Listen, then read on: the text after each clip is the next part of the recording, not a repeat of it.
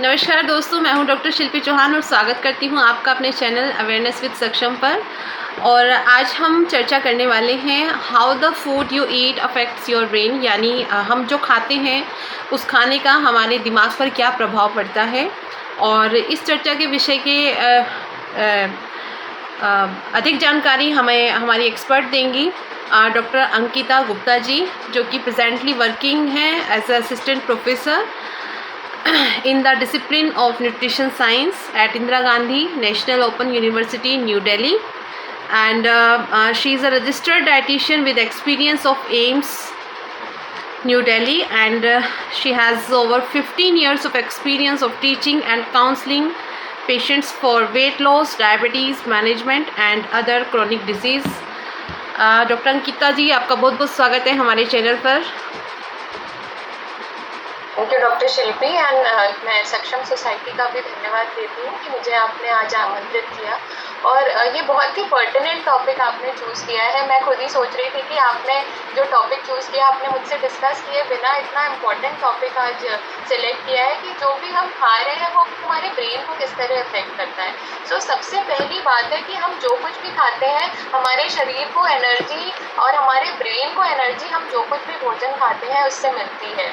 सो जो ब्रेन का वेट है वो हमारे शरीर का 2% भाग ही होता है, बट ये हम जितनी भी ऊर्जा दिन भर में भोजन से प्राप्त करते हैं उसका 20% भाग ब्रेन की एक्टिविटी में यूज़ होता है।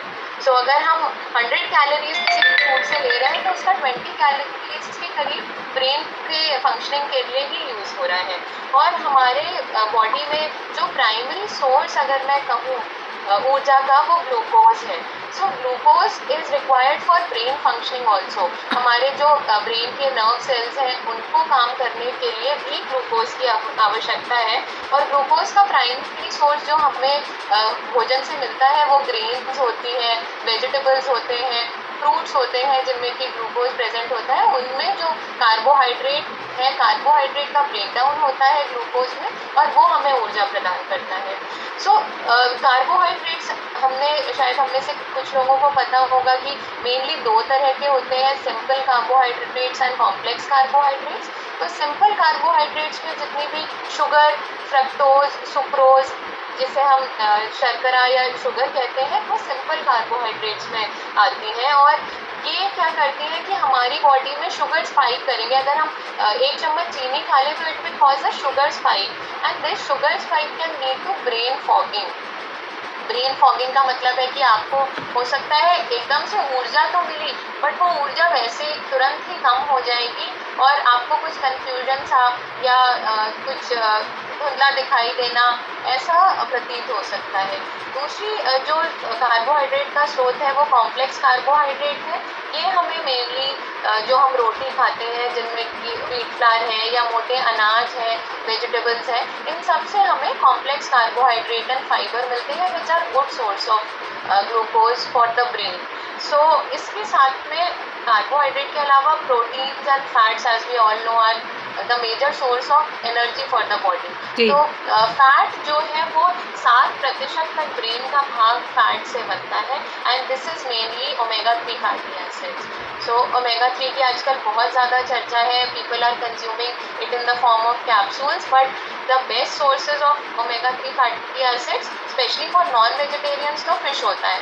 अगर जो लोग नॉन वेज खाते हैं तो fishes are the best source, but vegetarian जो लोग हैं उनके लिए वॉलनट्स, फ्लैक्स सीड्स, ये अच्छे स्रोत होते हैं ओमेगा 3 फैटी एसिड्स का। तो इनको अगर हम अपने डाइट में फ्लैक्स सीड्स को या वॉलनट्स को इंक्लूड करें तो we can get good amount of omega 3 fatty acids. Even chia seeds also, जितने भी पम्पकिन सीड्स हैं, चिया सीड्स हैं, ये सब good sources of omega 3 fatty acids हैं। तो ओमेगा 3 फैटी एसिड बेसिकली हमारे शरीर में इन्फ्लेमेशन को कम करता है और हमारे मूड को इम्प्रूव करता है। साथ ही जो ब्रेन सेल्स, न्यू सेल्स बनने का जो प्रोसेस होता है उसको भी एनहांस करता है। It helps in building new brain cells.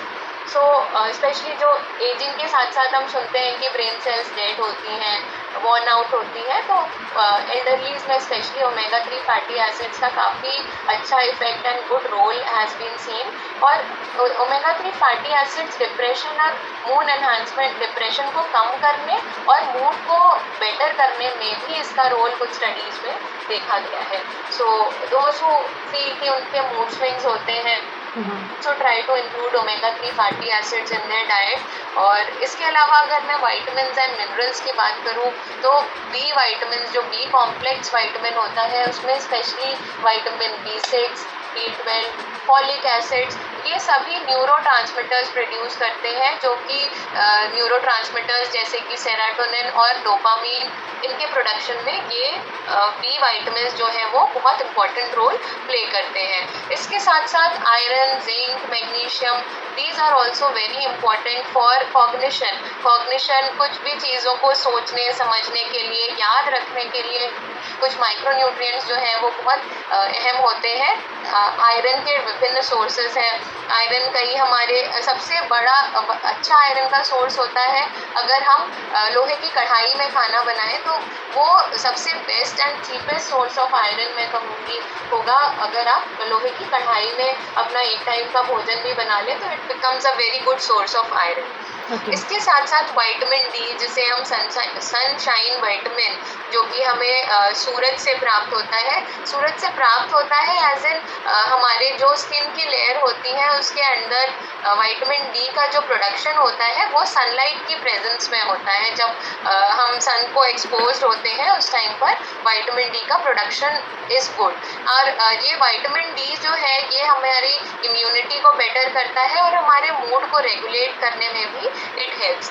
सो अगर इनमें से किसी भी चीज़ की डेफिशिएंसी है, किसी विटामिन की, किसी मिनरल की, तो इसके कारण हम देखते हैं कि हमें कंसंट्रेशन में प्रॉब्लम्स हो सकती हैं, हम जल्दी थका हुआ महसूस कर सकते हैं, या फिर डिप्रेशन भी, सम सॉर्ट ऑफ डिप्रेशन भी व्यक्ति में हो सकता है कि आपका किसी काम को करने में मन ही ना लगे। सो अगर ऐसा कभी फील हो तो इन माइक्रोन्यूट्रिएंट्स का इंटेक अपनी डाइट में बढ़ाना ज़रूरी हो जाता है जी।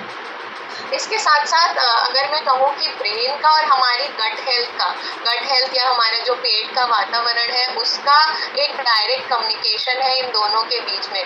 हम जब भी प्रोबायोटिक्स कंज्यूम करते हैं, दही हो गया, फर्मेंटेड फूड्स हो गए, फर्मेंटेड फूड जैसे कि हम ओवरनाइट इडली डोसे के बैटर को सोक करके रखते हैं पीस के, तो वो फर्मेंट होता है। फर्मेंटेशन मतलब उसका वॉल्यूम बढ़ जाता है, उसमें कुछ माइक्रोब्स आ जाते हैं, और ये हेल्दी माइक्रोब्स की मैं बात कर रही हूँ। तो ये जो भी हेल्दी माइक्रोब्स होते हैं ये भी न्यूरोट्रांसमिटर्स को प्रोड्यूस करते हैं, जो कि serotonin, dopamine, which are good for nervous transmission.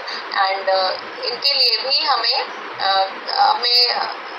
जो है वो फर्मेंटेड फूड्स या फिर गट फ्रेंडली बैक्टीरियाज जो कि योगर्ट वगैरह में होते हैं उनका कंजम्पशन करना चाहिए। इसके अलावा अगर मैं कहूँ कि कौन से ऐसे फूड्स हैं जो हमारी ब्रेन को डैमेज करते हैं, so number 1 will be processed foods. Processed food मतलब जिसमें किसी भी तरह का प्रिजर्वेशन या प्रोसेसिंग की गई है, उसकी शेल्फ लाइफ को बढ़ाया गया है, वो प्रोसेस्ड फूड की कैटेगरी में आते हैं, क्योंकि इनमें फ्लेवर एनहांसर्स यूज़ किए जाते हैं, प्रिजर्वेटिव्स यूज़ किए जाते हैं, एडिटिव्स यूज़ किए जाते हैं, which can lead to loss of memory. In the long run ये कैंसर भी कॉज कर सकते हैं, और इट कैन इफेक्ट किसी व्यक्ति का मूड या मेमोरी को भी ये अफेक्ट कर सकता है जी। अपार्ट फ्रॉम दिस, हाइड्रेशन या पानी पीना सबसे ज़्यादा इम्पॉर्टेंट है। जितना आप पानी पिएंगे, आपके ब्रेन की जो सेल्स हैं उनमें फ्लूइड की ज़रूरत होती है उनके ऑप्टिमल परफॉर्मेंस के लिए। ब्रेन को फंक्शन करने के लिए एक फ्लूइड चाहिए होता है, so that fluid is gain through the hydration that is maintained in the body. अगर बॉडी में हाइड्रेशन या डिहाइड्रेशन रहे, वाटर का लेवल कम होगा, तो ये जो ब्रेन सेल्स का फंक्शन है ये भी डिग्रेड करेगा।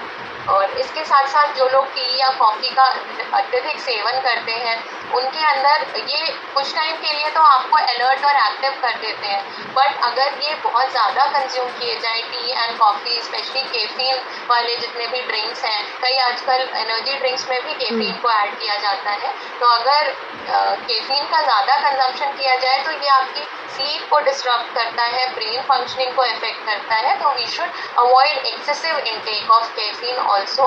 एंड डाइट, अगर मैं बात करूँ कि कैसी डाइट लेनी चाहिए, तो डाइट जो कि एंटीऑक्सीडेंट्स में रिच हो, फ्रूट्स एंड वेजिटेबल्स जिसमें ज़्यादा हो, विटामिन की अच्छी मात्रा हो और हेल्दी फैट्स हो, ऐसी डाइट हमें कंज्यूम करनी चाहिए। और ये डाइट जो है ये हमारे शरीर को स्ट्रेस एंड इन्फ्लेमेशन से भी बचाती है। Now a few take कि आज हमने जो भी चर्चा करी तो उससे हमारे major what is the take away. तो best and foremost thing is कि हमें प्रोसेस्ड फूड को कंज्यूम नहीं करना है, जितना हो सके हम रॉ या अनप्रोसेस्ड फूड को कंज्यूम करें। उसके अलावा अपनी बॉडी में एक गुड हाइड्रेशन लेवल, पानी अच्छे से पिए so that brain functions normally. और हेल्दी फैट्स जो कि नट्स या सीड्स में प्रेजेंट है, good fatty acid, omega 3 fatty acid, इनको कंज्यूम करें। और शुगर कंजम्पशन को भी लिमिट करें, उसको जितना कम से कम हो हम शुगर को अपने डेली डाइट में शुगर इनटेक कम से कम रखें। और मील्स को जो है वो हम स्किप नहीं करें। Try and have small frequent meals, small portion sizes, और बॉडी को एक रेगुलर सोर्स ऑफ ग्लूकोज या एनर्जी जो है वो कांस्टेंट सोर्स ऑफ एनर्जी मिलनी चाहिए। And never skip your breakfast. Breakfast which is the first meal of the day should never be avoided. So small portion ही लें but eat something in the morning before you go to work or you start your day. So these are my reflections on today's topic. Now I hand over to Dr. Shilpi for. बहुत अच्छा ma'am, आपने आज विचार अपने बताए हैं कैसे diet हमारे मेंटल हेल्थ को अफेक्ट करती है। और मैम बहुत पहले से एक विचारधारा हम बुज़ुर्गों से सुनते आए हैं कि जैसा खाया अन्न वैसा हुआ मन। और जब अगर हमारा खाना अच्छा होगा तो जाहिर सी बात है हमारी हेल्थ भी अच्छी होगी, और जब हेल्थ अच्छी होती है तो मेंटल हेल्थ भी अपने आप अच्छी हो जाती है। और आशा करते हैं कि जो जानकारी आपने दी आज हमारे दर्शकों तक पहुंचेगी और कहीं ना कहीं दर्शकों के बीच में एक जागरूक लेके आएंगे। और आज मैम आपने अपना समय हमें दिया, उसके लिए बहुत बहुत धन्यवाद।